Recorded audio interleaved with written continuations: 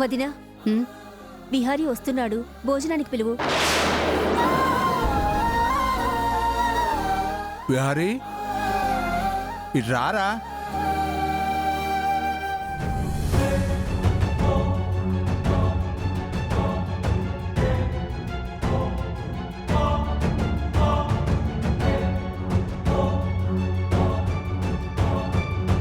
కూర్చో, భోంచేదు గాని.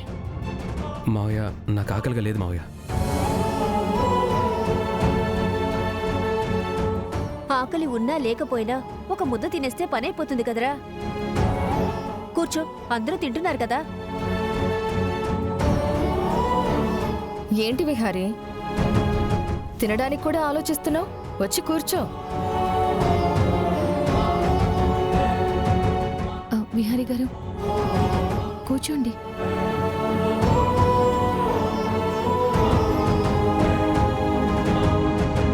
అరే పండు, బిహారీ కొట్టించు. అలాగేనయ్యా.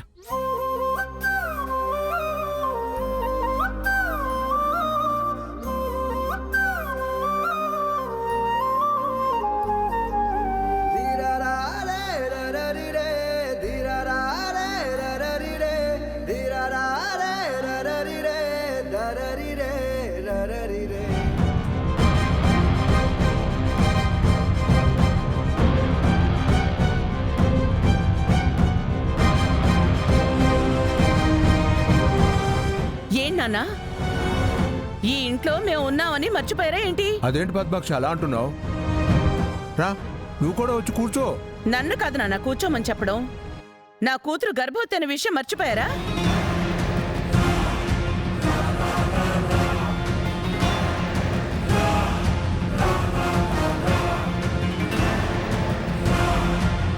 చూడండి, దాన్ని ఇంట్లో చూసుకునేవాళ్ళు గాని, దాన్ని కనీసం భోజనం తినిపించేవాళ్ళు గాని ఎవరూ లేరు.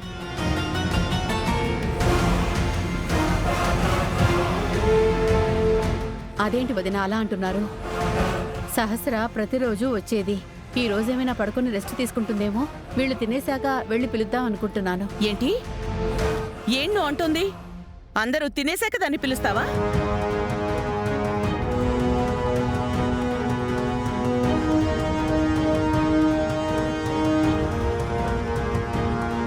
ప్రెగ్నెంట్ కి ముందు భోజనం పెట్టాలి, అన్నింటినీ టైంకి ఇవ్వాలనే కామన్ సెన్స్ కూడా నీకు లేదా? సొంత కోడలికి సౌకర్యం చేయడం చేత కాదు గాని బయట ఊళ్ళో వాళ్ళ నెత్తిన పెట్టుకోవడం బాగా తెలుసు.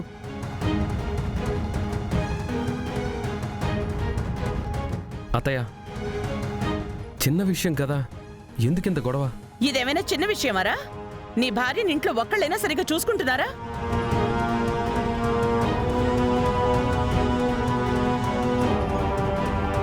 అంతెందుకు, నువ్వు దాన్ని కనీసం ఏం తింటున్నావు, ఎలా ఉన్నావు అని ఎప్పుడైనా అడిగావా?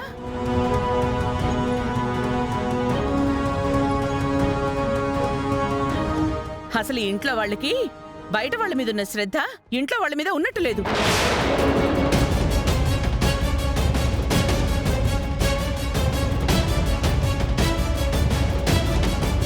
తప్పైపోయిందిలే అక్క.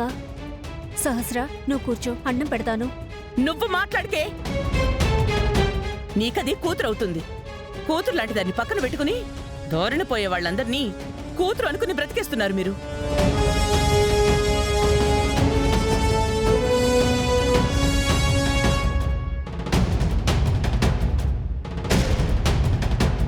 పద్మాక్షి, ఇక నుంచి ఏ పొరపాటు లేకుండా సహస్రాన్ని అందరూ బాగానే చూసుకుంటారులే.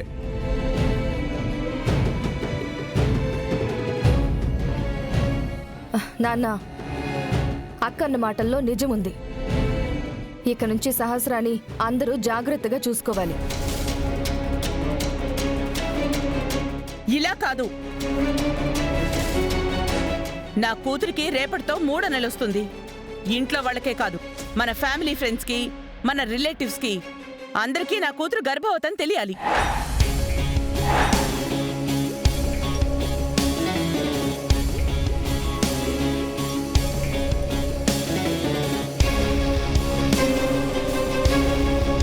అందుకే రేపు సాయంకాలం నా కూతురికి ప్రెగ్నెన్సీ అనౌన్స్మెంట్ ఫంక్షన్ చేస్తున్నాను.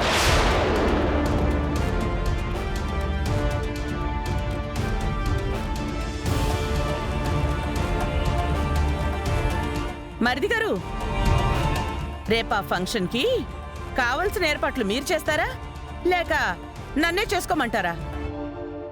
లేదు రేవదిన, నేనే ఏర్పాటు చేస్తాను.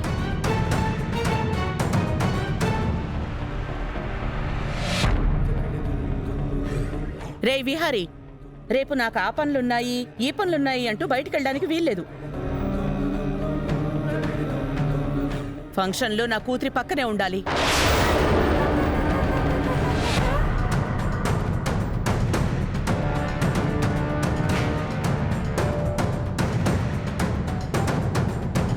ఉంటాళ్లే పద్మాక్షి.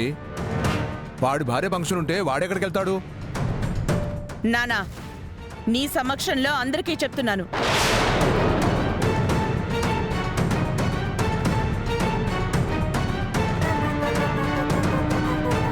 ఇంకొక్కసారి నా కూతుర్ని సరిగ్గా చూసుకోకపోతే ఎవ్వర్నీ క్షమించను.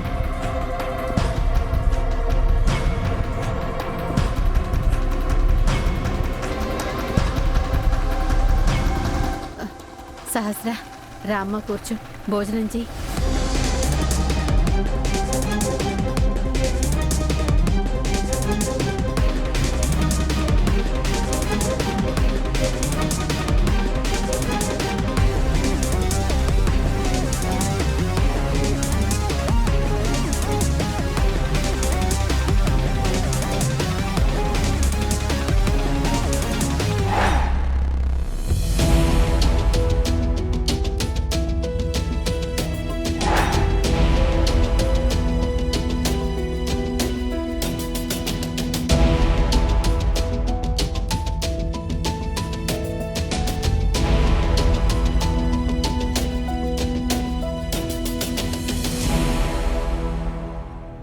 ఇంకోసారి కనకం బాధపడకుండా నేను చూసుకుంటాను.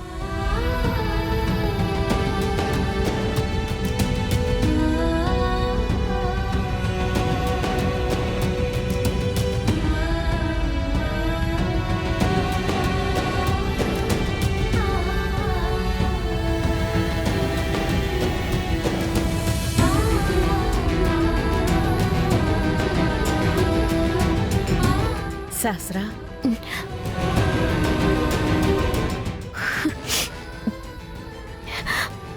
ఏంటి అలా ఉన్నావు?